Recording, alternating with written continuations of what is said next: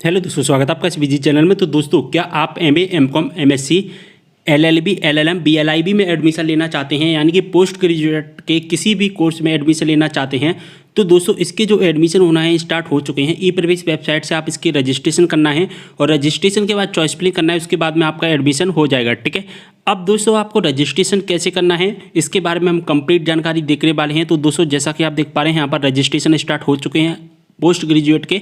और दोस्तों, इसके बाद आपको चॉइस फिलिंग करनी है, तो चॉइस फिलिंग के बारे में हम नेक्स्ट वीडियो में बात करेंगे। तो फिलहाल हम यहाँ पर पोस्ट ग्रेजुएट का रजिस्ट्रेशन करना सीखते हैं। दोस्तों, वीडियो को पूरा देखना है, तभी आपको अच्छे समझ में आ पाएगा, अन्यथा आप बहुत सारे फैक्ट हैं जो कि मिस कर दोगे। तो वीडियो को पूरा देखें, आपको एक एक स्टेप बाय स्टेप हर चीज़ आपको बताऊँगा। जैसे ही आप पोस्ट ग्रेजुएट वाली लिंक पर क्लिक करेंगे, आपके सामने इस तरह का इंटरफेस आ जाएगा। यहाँ पर दोस्तों आपको चेक मार्क करना है। चेक मार्क करने के बाद यहाँ से आई एग्री आपको करना है। इसके बाद दोस्तों आपके सामने इस तरह का इंटरफेस आपको दिखाई देगा। ठीक है। अब दोस्तों, आप रजिस्ट्रेशन कब तक कर पाएंगे? 7 अगस्त तक। फर्स्ट राउंड के रजिस्ट्रेशन 7 अगस्त तक होंगे और रजिस्ट्रेशन करने का यहाँ पर लिंक आ चुका है, new registration form post graduate. ठीक है। अगर इसके बाद में आपको क्या करना होता है, चॉइस फिलिंग करनी होती है, तो चॉइस फिलिंग का भी यहाँ पर लिंक आ चुका है, choice filling only registered candidate. तो इसकी भी जो चॉइस फिलिंग होंगी वो 7 अगस्त तक होने वाले हैं। तो हम रजिस्ट्रेशन करना चाहते हैं, तो रजिस्ट्रेशन करने के लिए हमको इस वाली लिंक पर क्लिक करना है, फर्स्ट वाली लिंक पर। यहाँ से हम इस पर क्लिक करते हैं। ठीक है। तो दोस्तों, जैसा कि आप देख पा रहे हैं, जैसे ही हमने रजिस्ट्रेशन पर क्लिक किया, हमारे सामने हमारा फॉर्म ओपन होकर आ जाएगा। अब दोस्तों, हमको इस फॉर्म को पूरा फिलअप करना है। तो सबसे पहले तो आपको अपना यहाँ पर नाम फिल करना होगा। यहाँ पर आपको अपना नाम फिल करना है। इसके बाद में आपका पूरा नाम, यहाँ पर अपना जो पूरा डाटा है वो यहाँ पर हमको डाल देना है। ठीक है दोस्तों, जैसा कि आप देख पा रहे हैं स्क्रीन पर, आप यहाँ पर मैं फिल कर रहा हूँ। दोस्तों, आपको यहाँ पर हर चीज़ एक एक स्टेप बाय स्टेप डालनी है, अन्यथा आप बहुत सारी चीज़ पे गलत कर दोगे। और आप वीडियो को भी पूरा देख रहे हैं, तभी आपको अच्छे समझ में आ पाएगा। यहाँ पर डेट ऑफ बर्थ डाल देते हैं और यहाँ पर हमारा जेंडर वगैरह सब चीज़ सिलेक्ट करनी है। इसी तरह से आपको भी अपने जो भी डाटा है 10th क्लास की मार्कशीट में, वो आपको यहाँ पर डाटा फिल करना है, क्योंकि यहाँ पर जो डाटा फिल करना है दोस्तों 10th क्लास की मार्कशीट के हिसाब से करना है।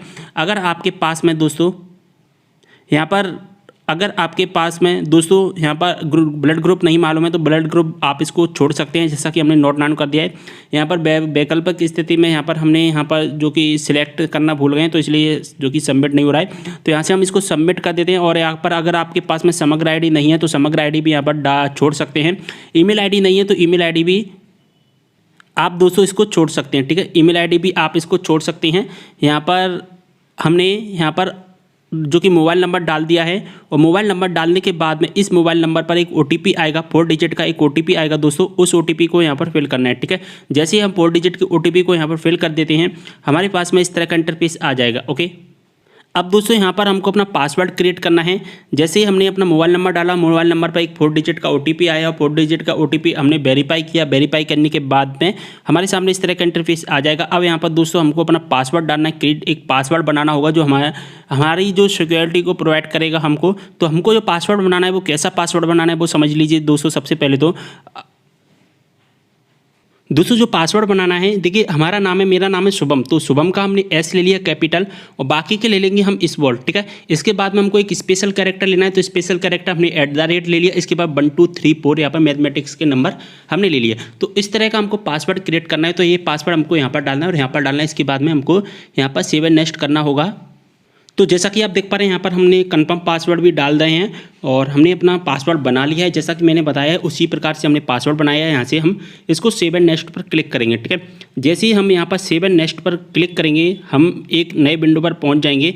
यहाँ पर हमको अपना एड्रेस फिल करना है। और दोस्तों, यहाँ पर हमारा जो एप्लीकेशन नंबर है वो भी आ चुका है, और एक आपके फ़ोन पर भी एक मैसेज आ गया होगा। तो ये एप्लीकेशन नंबर हमारा आ चुका है। ठीक है। यहाँ पर हमने इंडियन सेलेक्ट कर लिया और यहाँ पर दोस्तों हमको अपना एड्रेस डालना है। एड्रेस डालने का प्रोसेस सिंपल तरीका का होता है। वहीं जो प्रोसेस है, आपको अपना एड्रेस डालना है, एड्रेस आपको पता ही होगा, वहीं एड्रेस आपको फिल कर देना है। इसके बाद में यहाँ पर भी चेक मार्क कर देना है, जो भी आपका एड्रेस यहाँ पर है वो ऑटोमेटिक नीचे आ जाएगा। और इसके बाद में यहाँ से सेव एंड नेक्स्ट पर क्लिक करना है। ठीक है। जैसे ही दोस्तों हम सेव एंड नेक्स्ट पर क्लिक करेंगे, हम एक नए पेज पर फिर से विजिट कर जाएंगे। अब दोस्तों, हमको यहाँ पर अपनी reservation and weightage details fill करनी है। यहाँ पर हमको मध्य प्रदेश का मूल निवासी यस कर देना है। अगर आप माइनॉरिटी के अंतर्गत आते हैं तो माइनॉरिटी, नहीं तो नॉन माइनॉरिटी पर यहाँ पर सिलेक्ट कर लेना है। ठीक है। इसके बाद में आपको क्या करना है, यहाँ पर आपको अपनी कैटेगरी सिलेक्ट करनी है। अगर आप जनरल के हैं तो जनरल, अगर आप ओबीसी है तो ओबीसी यहाँ पर सिलेक्ट करना है, और अगर आप SC ST के हैं तो SC ST सिलेक्ट करना है आपको। ओके। जब आप ओबीसी सिलेक्ट करते हैं तो यहाँ पर आपको अपनी परिवार की वार्षिक आय बतानी पड़ती है, यानी कि 8 लाख से अधिक है या कम है, ये सब चीज़ें बतानी पड़ती हैं।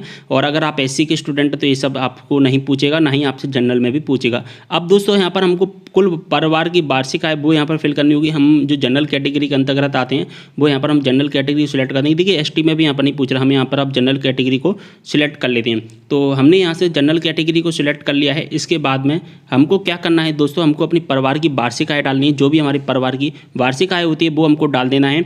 इसके बाद में जम्मू कश्मीर पर हमको नो करना है, और यहाँ पर अगर आप हैंडीकैप्ड हैं तो यहाँ पर यस नो करना है। अगर आप हैंडीकैप्ड हैं तो यस, नहीं तो नो कर देना है। यहाँ से संपर्क क्लास नन कर देना है, और इन दोनों को भी यहाँ से नो पर क्लिक कर देना है, ठीक है। इसके बाद में हमको सेव एंड नेक्स्ट पर क्लिक करना है। तो यहाँ से हम सेव एंड नेक्स्ट पर जैसे ही क्लिक करेंगे हम एक नए पेज पर पहुँच जाएंगे, यानी कि हमारा जो नेक्स्ट स्टेप है वो आ जाएगा। जो हमारा नेक्स्ट स्टेप है वो है क्वालिफिकेशंस का। जी हाँ दोस्तों, हमको अपनी क्वालिफिकेशंस फिल करनी होगी। यहाँ पर जो क्वालिफिकेशंस फिल करनी है वो 12th क्लास की हमको क्वालिफिकेशंस फिल करनी है। आपने 12th क्लास में क्या सब्जेक्ट लिया था, क्या किया था, यानी कि जो भी आपकी 12th क्लास की क्वालिफिकेशन है वो यहाँ पर डालनी है। आपका 12th क्लास का रिजल्ट पास है तो पास। इसके बाद परीक्षा आपने 12th क्लास की कब दी थी, इसके बाद में आपने कौन सा सब्जेक्ट लिया था 12th क्लास में, और इसके बाद में आपका रोल नंबर, हमने मैथ लिया तो मैथ सेलेक्ट कर लिया है। और इसके बाद में यहाँ से हम अपना जो कि रोल नंबर फिल कर देते हैं, ठीक है।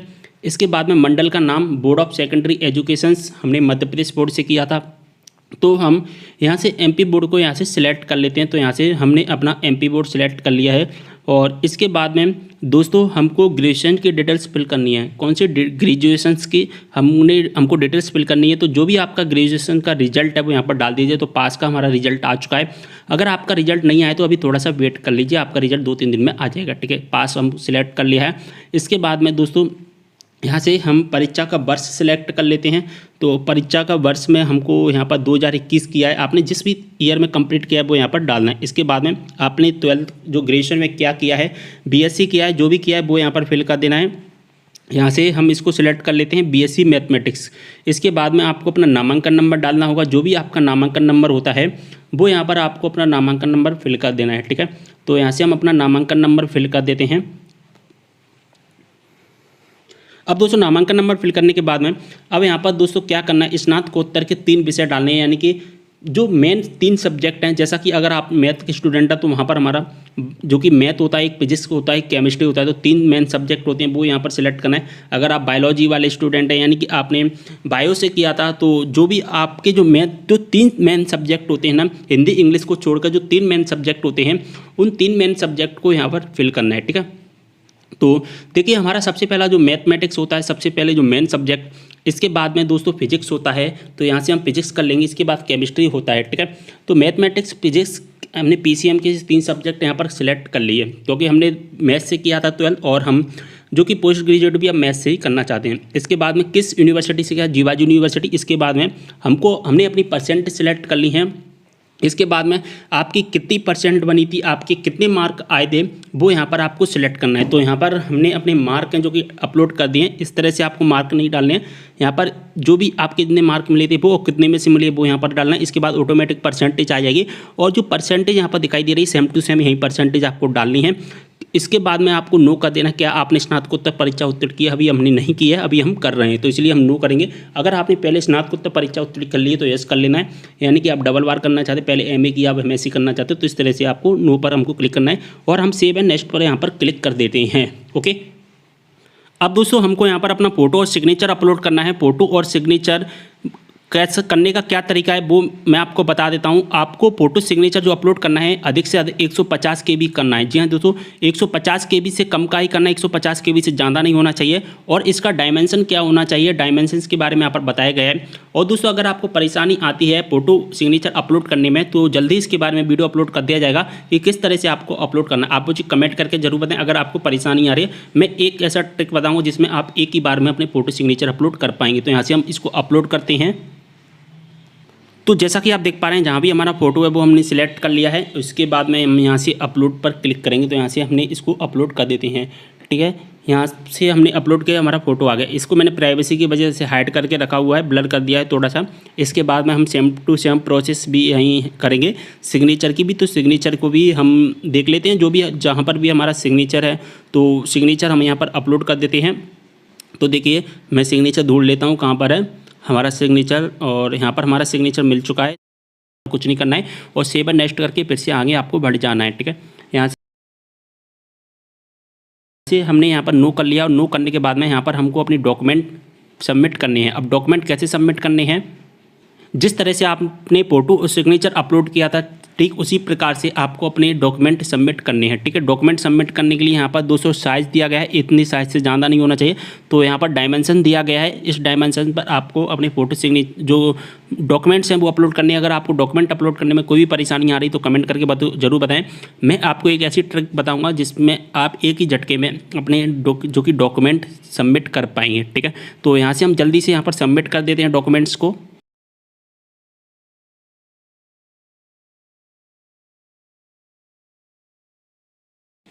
तो दोस्तों जैसा कि आप देख पा रहे हैं मैंने डॉक्यूमेंट सबमिट कर दिया। मैंने यहाँ पर प्राइवेसी की वजह से इनको हाइड करके रखा है, थोड़ा सा ब्लर कर दिया। यहाँ से हम इसको चेक मार्क करेंगे और चेक मार्क करने के बाद में यहाँ पर हम इसमें नीचे आ जाएंगे और यहाँ पर सेव एंड नेक्स्ट पर क्लिक करेंगे। ठीक है, जैसे ही हम यहाँ पर सेव एंड नेक्स्ट पर क्लिक करेंगे हम नए पेज पर पहुँच जाएंगे, और यानी कि तो दोस्तों इसके बाद हमारे सामने इस तरह का इंटरफेस आ जाएगा। आपका प्रिंट प्रीव्यू आ चुका है। अभी आप इसको चेक कर लीजिए, अगर आपको ऐसा लगता है कि कुछ मिस्टेक है तो अभी आप इसको एडिट कर पाएंगे, लेकिन जब आप अपने फॉर्म को लॉक कर दोगे तो उसके बाद में आप इसमें कुछ भी एडिटिंग नहीं कर पाएंगे। अभी आप एक बार चेक कर लीजिए, अगर आपको कुछ भी एडिट करना हो तो एडिट कर सकते हैं इसमें। अभी डॉक्यूमेंट्स वगैरह जो भी अपलोड करना है या नेम वगैरह या एड्रेस वगैरह कुछ भी चेंज करना है अभी चेंज कर पाएंगे। लेकिन दोस्तों अगर हम इसको एक बार लॉक कर देंगे, यहाँ से देखिए दोस्तों प्रोसेस एंड लॉक रजिस्ट्रेशन पर क्लिक करेंगे तो ये ऑटोमेटिकली लॉक हो जाएगा, फिर इसमें आप कुछ भी चेंजिंग नहीं कर पाएंगे।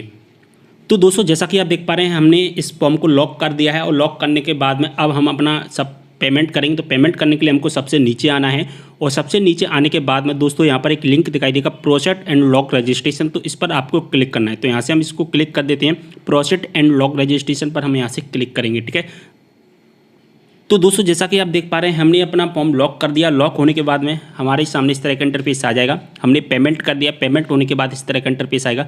अगर आप मेल कैंडिडेट हैं तो 100 रुपये का पेमेंट आपका चार्ज रहेगा। अगर आप फीमेल कैंडिडेट हैं तो आपको 1 भी रुपये का चार्ज नहीं रहेगा, आपका पेमेंट फ्री रहेगा। तो जिस तरह से आप देख पा रहे हैं हमने यहाँ पर पेमेंट कर दिया है। उम्मीद कर रहा हूँ पूरी इन्फॉर्मेशन अच्छे से समझ में आ गई होगी। अब इसका आप प्रिंट आउट निकाल लीजिए।